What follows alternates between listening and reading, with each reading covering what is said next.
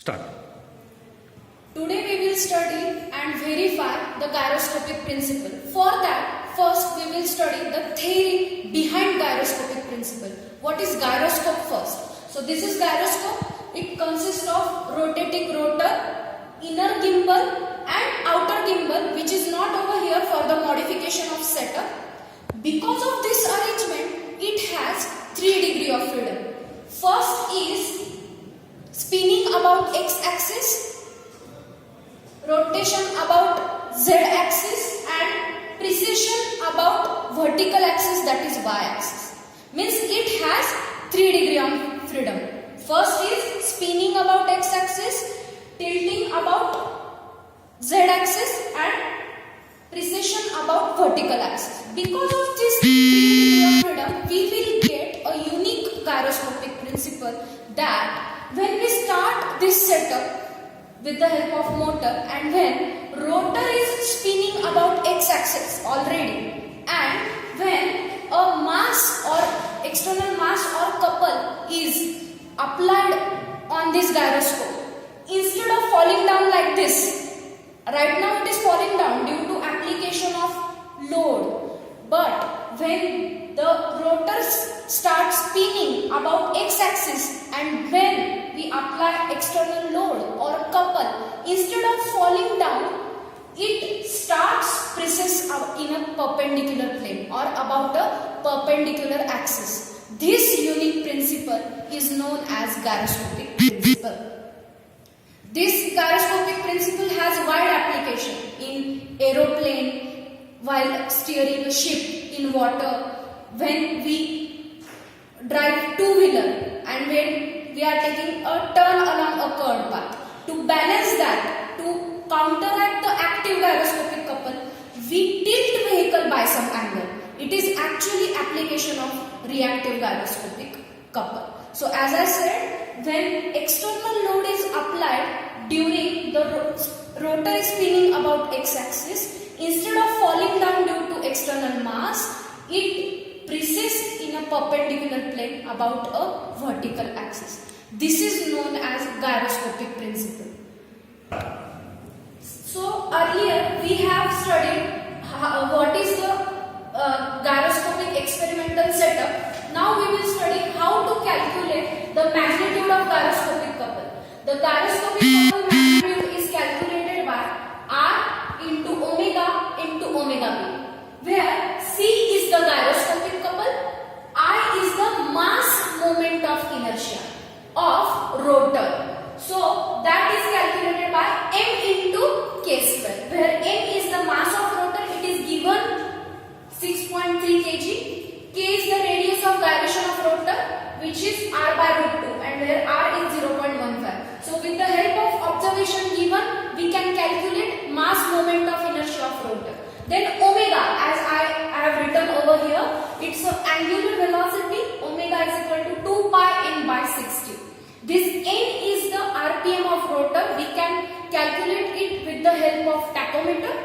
Then omega p, as I said, that when external force is applied, instead of falling down, it precesses, means it rotates about a vertical plane. This precession, angular velocity of precession is very important. And in our setup, we will calculate by omega p, means angular velocity of precession we will calculate by theta by t. Theta means we will assume some angle, let's say 50 or 70 degree. How much time is required to cover that much angle? It is theta by t, means suppose for 50 degree, how much time is required? Let's say 70 degree, how much time is required? With the help of this, we will calculate omega p. We will take the reading of gyroscopic couple for 3 different masses. First reading will be for 1 kg, second will be for 1.5 kg and third will be for 2 kg. According to gyroscopic principle, as soon as we apply the mass, instead of falling down, it will precess about a perpendicular axis. So earlier we have studied the theory behind gyroscopic principle and the formula. The gyroscopic couple is equal to I into omega p. Now we actually calculate the gyroscopic principle. For that, this setup is run with the help of motor, and speed will be varied by dimmer stack. Now first we will measure the RPM with the help of tachometer, and we have measured already. It is about 1600 RPM. Then let's say we have to calculate the precessional angular velocity. For that we should know the angle theta. Let's say for 60 degree. So for 60 degree, how much time is required to overcome this? Here a circular reading is given. So now mass is applied. Now you can see when external mass is applied, instead of falling down, it is precessing about a vertical axis. So we will note down the time required to cover a 60-degree angle, and then we will do the calculation. So this is observation table. We have taken reading for 1 kg. We have measured the RPM of rotor with the help of tachometer. For 60 degree, we have converted it into radian by multiplying pi by 180, and it was observed that to cover this 60 degree, around 6.77 second is required. So with the help of this, we will calculate theoretical couple. I is, as I said, mass moment of inertia, m into k square. Omega will be RPM converted into 2 pi by 60, and omega p will be theta by t,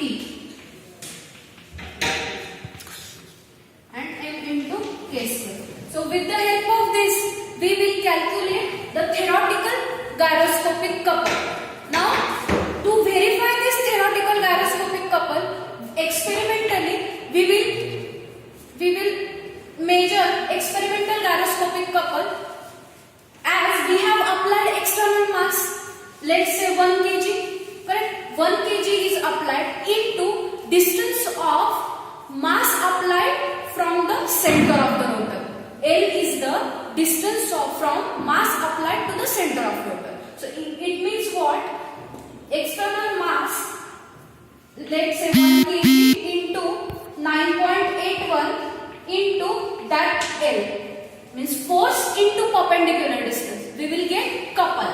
That answer will be in Newton meter, and this theoretical couple will be also in Newton meter. So we will verify the theoretical gyroscopic couple with experimental gyroscopic couple. So in this way, we have verified the gyroscopic couple experimentally and theoretically, and we have verified it successfully. So why we studied this gyroscopic principle verification experiment? It is because you are using this gyroscopic couple application in your daily life while driving two-wheeler. When you take a turn along a curved path, the wheels of two-wheeler and engine rotor is already spinning about x-axis. But when two-wheeler tries to take turn, it tries to take turn about a vertical axis. So because of that, active gyroscopic couple acts in a one direction. So to counteract that, rider tilts vehicle by some angle, so that reactive gyroscopic principle will be acted and two-wheeler will take turn without skidding. This is the application of gyroscopic couple. Thank you very much for watching. This is Professor Sakshi Shah from Mechanical Engineering Department, TSSM, Bhiwrabai Saban, College of Engineering, Narre, Pune. Thank you.